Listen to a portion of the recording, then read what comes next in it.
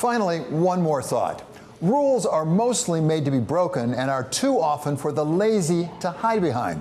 So said General Douglas MacArthur during the Korean War when he was disobeying a direct order from President Truman. He broke the rules and the president promptly sacked him. There are times when all of us have to make tough decisions about following the rules. I got crosswise of a trial judge very early in my career when I deliberately ignored his instruction not to move a controversial document into evidence. It was the only way to make a record for appeal, and so I did it anyway. I remember Judge Barnes, his name was, leaning over the bench, raising his voice, and reaming me out for what seemed like forever. On the way out of the courtroom, a senior litigation partner from another law firm put his arm around my shoulders and said, "You don't win cases by making friends of judges." And I certainly didn't. The business world is full of examples of people either breaking the rules or coming so close that there's nowhere for them to hide. Elon Musk notoriously kept tweeting about Tesla, which got him in trouble with the SEC. All of these allegations are very pointed. They're very direct in alleging that he committed, actions that at least the SEC feels were against regulations and potentially against the law.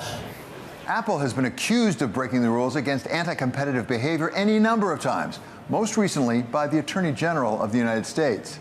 We allege that Apple has employed a strategy that relies on exclusionary, anti-competitive conduct that hurts both consumers and developers. For consumers, that has meant fewer choices, higher prices and fees, lower quality smartphones, apps, and accessories, and less innovation from Apple and its competitors. And there are some so-called rules that we observe in the breach and may be happy doing it, like the Taylor rule that pointed to much higher interest rates than any of us wanted. The Taylor rule, for example, a guideline that central banks around the world have used to guide interest rate policy, would have suggested at the outset of this you needed short-term interest rates of 9 or 10%. We didn't get there. Sometimes it seems like General MacArthur had some of our political leaders in mind when he talked about breaking rules. From a certain short-term congressman from Queens who simply made up his qualifications for the job. It's always, frankly, very sad when a public official that is responsible for properly stewarding the public trust betrays that trust. It is absolutely imperative that George Santos resign from his seat. It is extremely important for the integrity of this body. To a longtime New Jersey senator who stands accused of taking bribes. The senator and his wife accepted hundreds of thousands of dollars of bribes in exchange for Senator Menendez using his power and influence to protect and to enrich those businessmen and to benefit the government of Egypt. And then there's the arcane world of sports rules. We couldn't play these games if we didn't have rules to follow.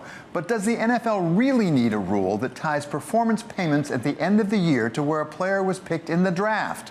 San Francisco 49ers quarterback Brock Purdy probably doesn't think so. This week, we learned that he came out 24th on the bonus list because, as we all know, he was picked dead last his year, which meant that he already made about $50 million less last year than his counterpart in the Super Bowl, Patrick Mahomes. In the world of basketball, we certainly need rules about where we put that three-point line, which somehow got lost in the Portland, Oregon arena where several of the NCAA women's basketball games were played. Just before game time between Texas and North Carolina State, the coaches learned that the three-point line was closer to the basket at one end of the court than at the other. Faced with either playing the game with the wrong lines or postponing the game, the coaches decided to play on, with NC State winning to go on to the Final Four. It was a real embarrassment for the NCAA, but nothing like what it confronted 3 years ago when a player went on social media showing how pathetic the weight room provided to women athletes in the tournament was compared to their male counterparts.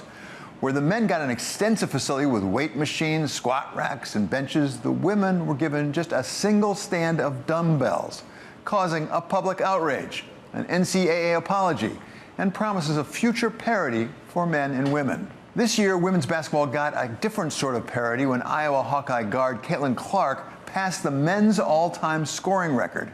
Maybe this time the NCAA will learn its lesson about paying attention to the women's side of the tournament. Or, then again, it might just need another rule about that.